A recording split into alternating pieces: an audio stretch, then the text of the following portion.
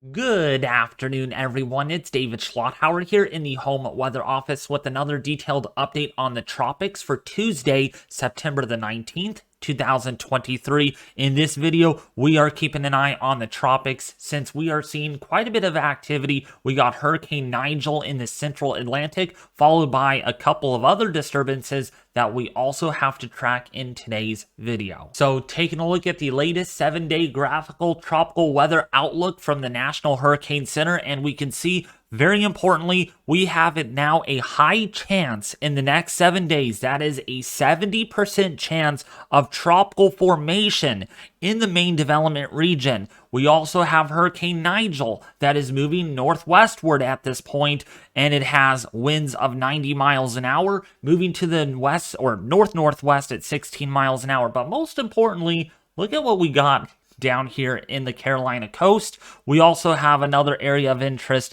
This has a low chance in the next 7 days, but a 30% chance, so it's almost on the borderline of a medium shot at tropical formation in the next week.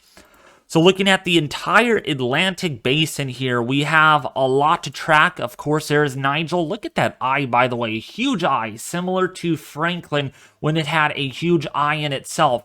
This is not going to impact Bermuda or anyone, so we're not going to talk anything about Nigel in today's video. Instead, we're going to really have to watch what goes on down here in the main development region, as we have lots of areas to watch. Well, only one area especially, but lots of deep convection, that intertropical convergence zone really active with a lot of convection going on. And it's this disturbance just moving off of Africa that has our attention, and that one could become our next storm, possibly in the next 7 to 10 days. And then, of course, we're going to be watching on what goes on down here off the Florida coast on the satellite. Just very busy right now in the tropics, to say the least. Taking a look at our latest US GFS model, and it's my favorite model that I look at. We're also going to be looking at 3 other global computer models, because it's not just the GFS that is seeing the system at developing into something pretty significant. We're also seeing it from other models too. But one by one we go, and we're going to start looking now at the GFS first, and then working our way down the line. So we can see there's our disturbance there coming off of Africa, 1,006 millibars. Here is Hurricane Nigel. That is very intense with a large eye. And then what goes on down here is going to be pretty significant too, because when it moves north, we're going to have a lot of rain along the eastern seaboard. By the way, here's a look at the U.S. Going to draw this up really quickly so you can see what we're looking at here on the map. Here is Mexico over here. Right there, and there is Texas. So hopefully I did a pretty good job at drawing that up fairly quickly. So let's go all the way into Thursday morning, September 21st. Now, some of you are probably saying, oh, it's the first day of fall. Actually, fall's not until September 22nd at 11:50 p.m. Pacific Daylight Time. So again, September 22nd, 11:50 p.m. Pacific Daylight Time. Depending on your time zone, it's going to be a little different. But you get the idea. Either the 22nd or the 23rd of September is when fall officially arrives. So it's not tomorrow. It is not on the 21st. It is the 22nd and the 23rd. So there's our disturbance there in the next couple of days, trying to develop off the Texas coast there. Lots of rainfall, enhanced convection. Wouldn't surprise me if we get a brief subtropical storm out of that disturbance. And then what goes on down here is going to be a bit of a question mark on exactly where this system is going to form, how soon it's going to form, and how far west it could track. Lately, we have had a big erosion with this ridge up here to the north, this subtropical Azores high or the Bermuda high, because we have had a lot of disturbances moving through this area, helping to keep the heights from building too quickly here and allowing a lot of the systems here to track kind of in this general direction. We have not had any really U.S. impacts other than Adelia that made its way onshore of Texas, or not Texas, Florida Panhandle, as well as the Big Bend. Really our only system that really caused a lot of damage of anything.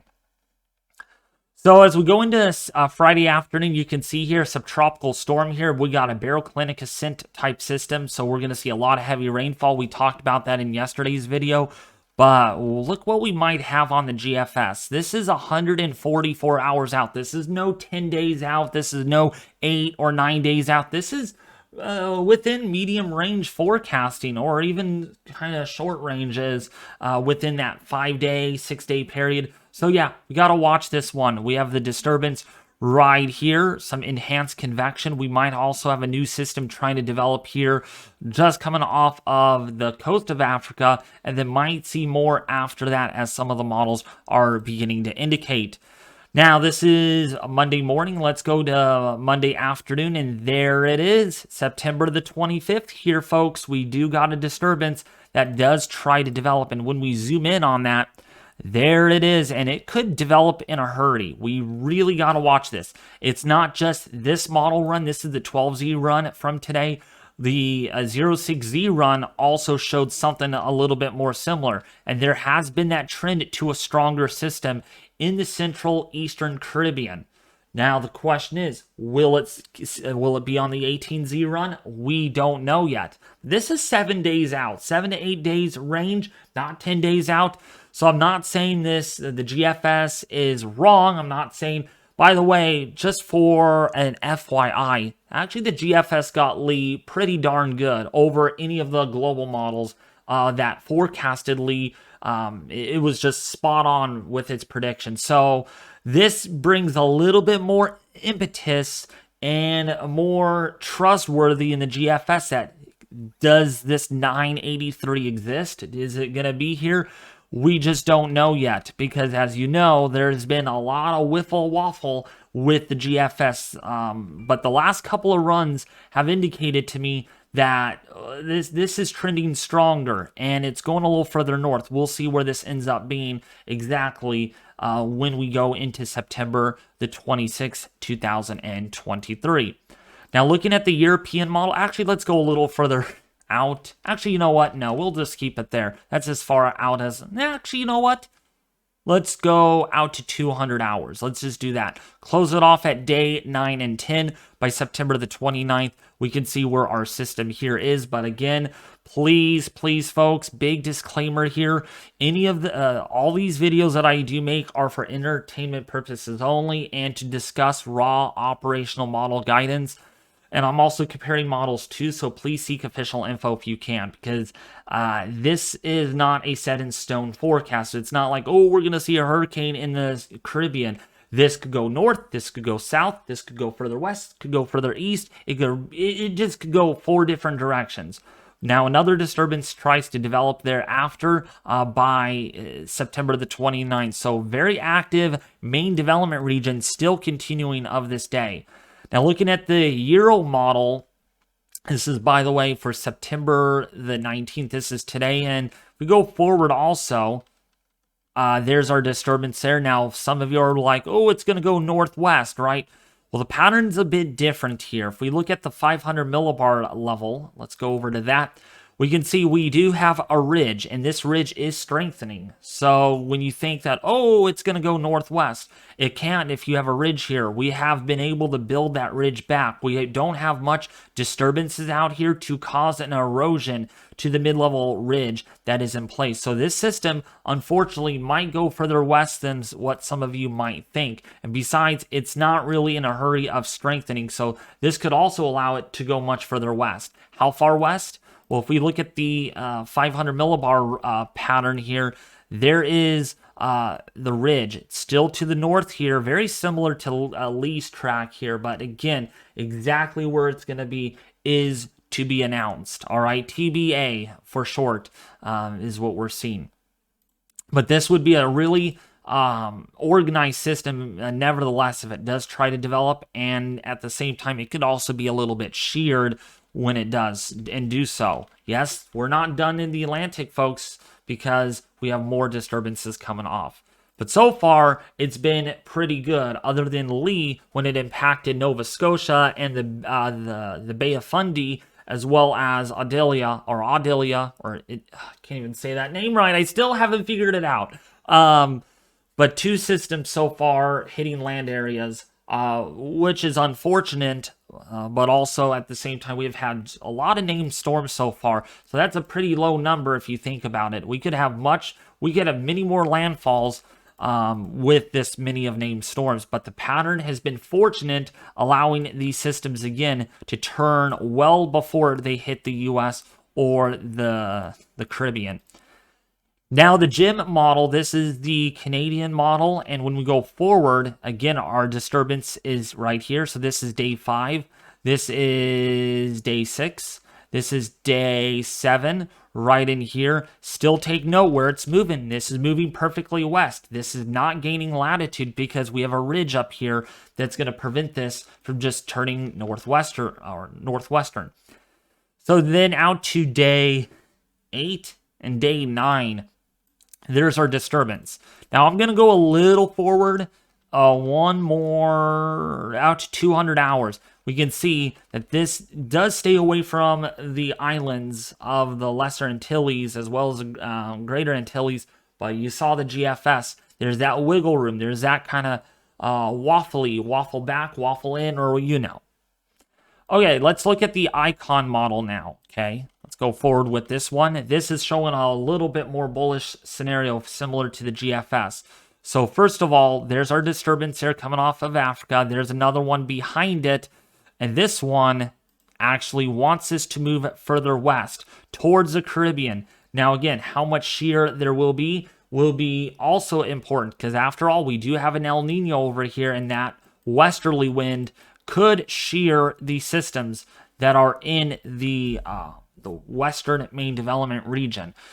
But long story short, there are 2 disturbances on this particular model. Some of the models are indicating 2, some are only indicating 1, but it's going to be this one right in here that the NHC has dubbed as a 70% chance of tropical formation, and that's why they clearly have that there for a reason.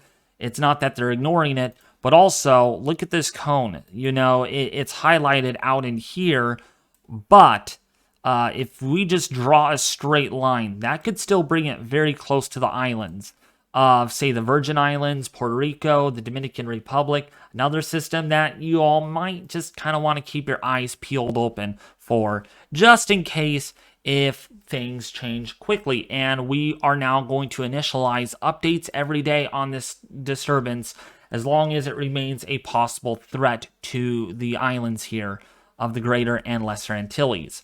So now the ensemble forecast. This is the European ensemble forecast. There's 50 members that run the operational. This is all of the members.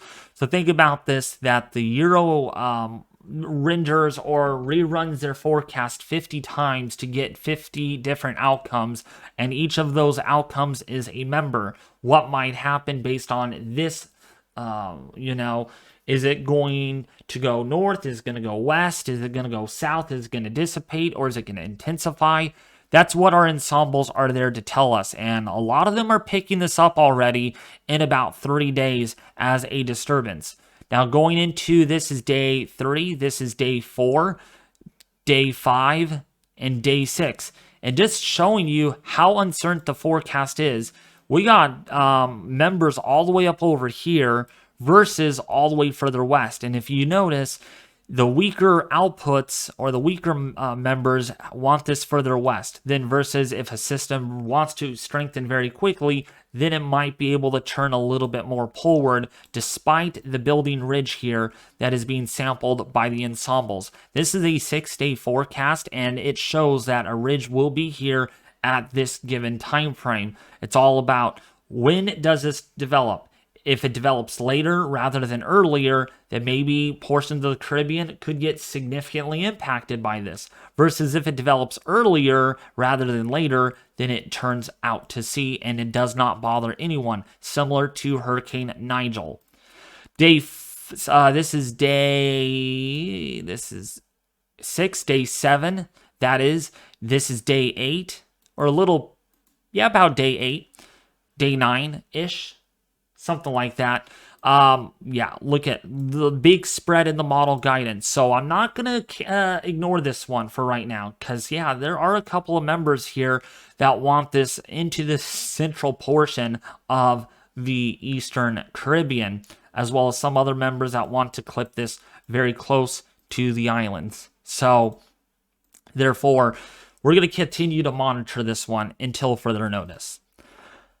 Okay, so the accumulated ace plot. Okay, now some of you are probably wondering, where are we at as far as ranking by ace points?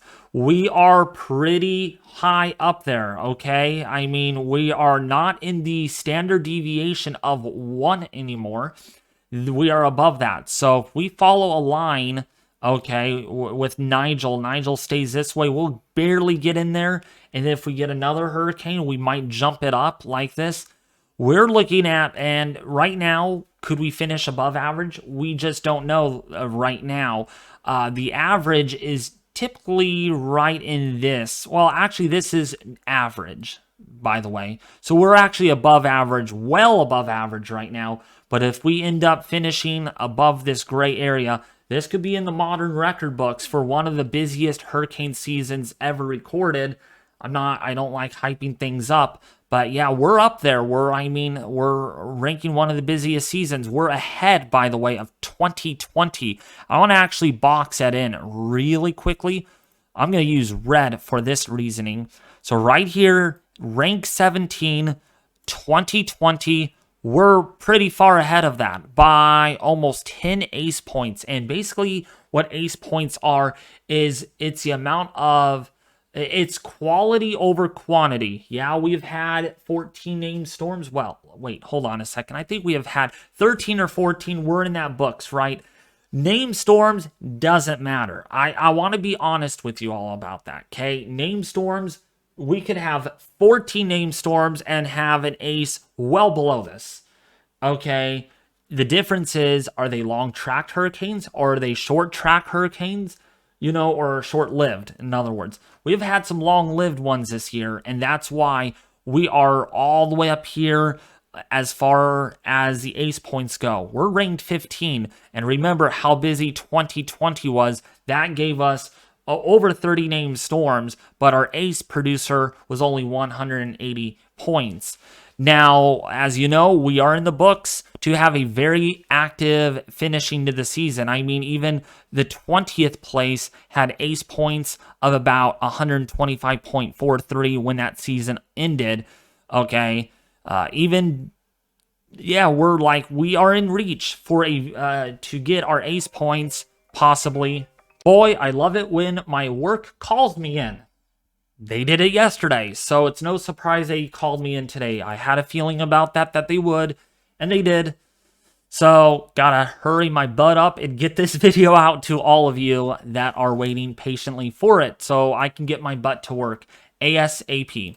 Alright, so now looking at sea surface temperatures, definitely warm out there. There is no doubt about it. I mean, sea surface temperatures in the deep tropics, we've talked about this for a while now, how this would lead to a very busy season. And despite, wait for it, a very strong El Nino that is in place right now. I mean, we're up there. And yet, we have had a very busy season thus far in our ace producing. So yeah, that's because we have had some very warm sea surface temperatures, and we are still well above average. I mean, down here in the Greater Antilles, Lesser Antilles, I mean, we're shooting for 30 Celsius, 31 Celsius. That is ridiculous. We're even 31 Celsius here in the northwestern Caribbean into the Gulf of Mexico. And I'm telling you, it's never too late right now. Just because we haven't had much in the Gulf of Mexico this year, other than Adelia, that does not mean you won't see anything this year at all. Okay? If we get a system that moves through this area and takes full advantage with a very favorable atmosphere, gosh, it will end bad very quickly. We would see some big-time hurricanes, probably Cat 4s or Cat 5s, exploding in the Atlantic, or not in the Atlantic, but in the Gulf of Mexico. I'm telling you, It's only a matter of time when we get a system that sneaks down here in the Caribbean and does something like this and moves north. Watch out. You better hope you're ready for it.